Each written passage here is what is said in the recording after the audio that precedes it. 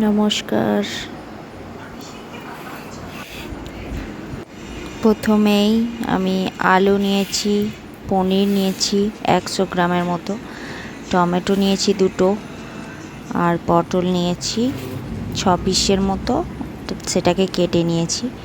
এদিকে আমি একটা বাটিতে হলুদ গুঁড়ো নিয়েছি 1.5 চামচের মতো, 1 চামচ লঙ্কা গুঁড়ো, ধনে গুঁড়ো 1 চামচ, আর জিরে গুঁড়ো 1 চামচ দিয়ে আমি জল দিয়ে দিলাম।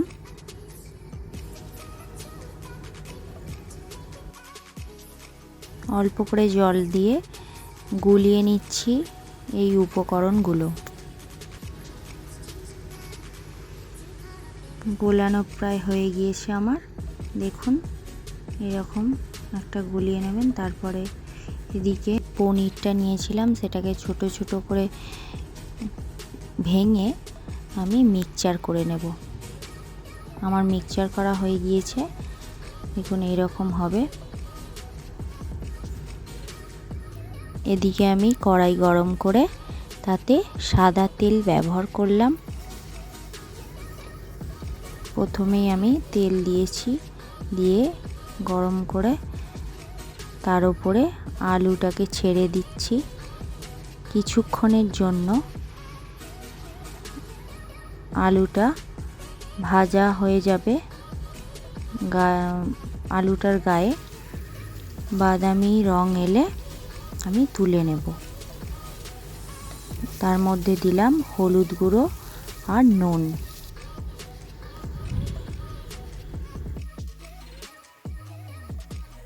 আলুটা আমার ভাজা হয়ে গিয়েছে, তাই এবারে তুলে নিচ্ছি।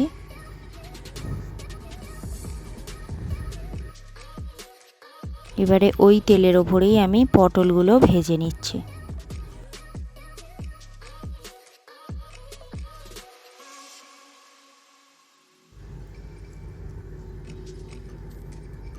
দেখুন আমার পটলগুলো অনেকটাই ভাজা হয়েছে।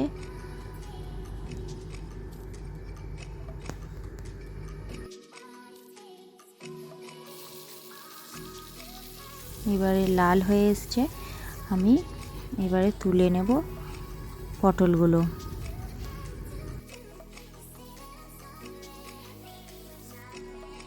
তুলে নিয়েছি পটলগুলো। এবারে ওই কড়াতেই আমি কিছুটা তেল দিয়ে শুকনো লঙ্কা আর তেজপাতা দিয়ে দিয়েছি, একটু ভেজে নেব। ভাজার পরে দিচ্ছি 5 ফোড়ন। এবারে দেব টমেটো কুচি। টমেটোগুলো একটু ভেজে নেব। তার মধ্যে একটু নুন দিয়ে দিলাম একটু ভাজার পরে, যাতে টমেটোগুলো নরম হয়ে যায় তাড়াতাড়ি।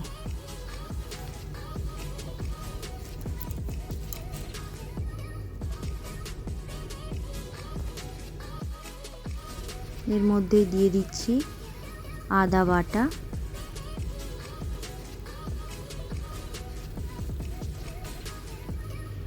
আদাটাও ভালো করে ভেজে নেব তেলের ওপরে।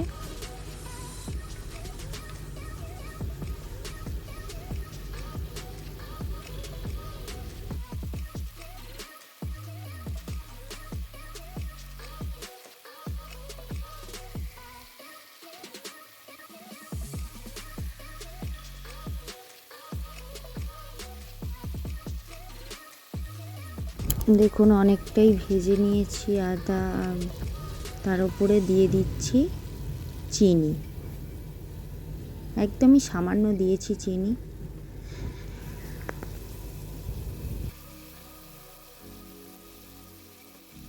তারপর দিয়ে দেব সেই যে আগে থেকে গোলানো আমার হলুদ, লঙ্কা গুঁড়ো, ধনে গুঁড়ো, জিরে গুঁড়ো দেওয়া ছিল, গুলিয়ে রেখেছিলাম জলের সাথে, সেটাই দিয়ে দিলাম।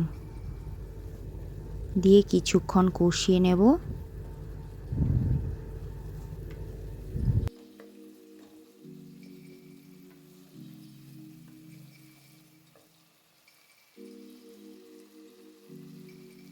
কিছুক্ষণ কষানোর পর দেখুন তেল রিলিজ করেছে মশলা থেকে।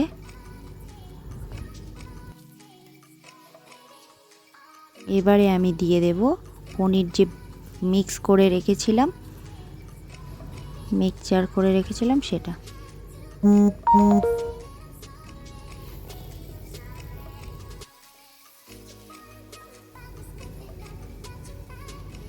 দিয়ে আবারও কিছুক্ষণ কষাতে থাকবো।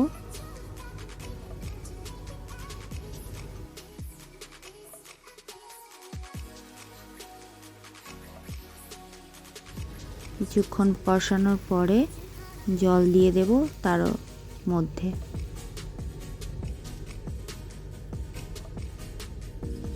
দিয়ে একটু ফুটিয়ে নেব।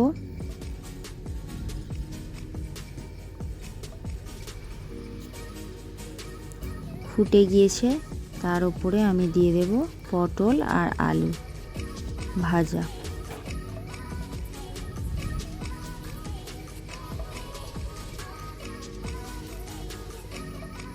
দিয়ে আমি আলু আর পটলটা সেদ্ধ হওয়া পর্যন্ত অপেক্ষা করছি।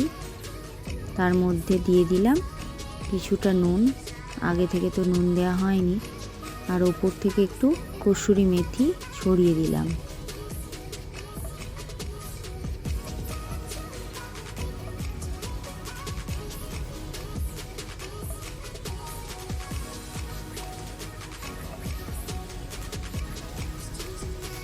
দেখুন আমার প্রায় হয়ে এসেছে। এবারে আলুটাকে একবার দেখে নিচ্ছি। দেখুন সেদ্ধ হয়ে গিয়েছে আলু সেদ্ধ হয়ে গিয়েছে মানে পটল তো সেদ্ধ হবেই। তার উপর থেকে দিয়ে দিচ্ছি ঘি। আমার রেডি পটল পনির।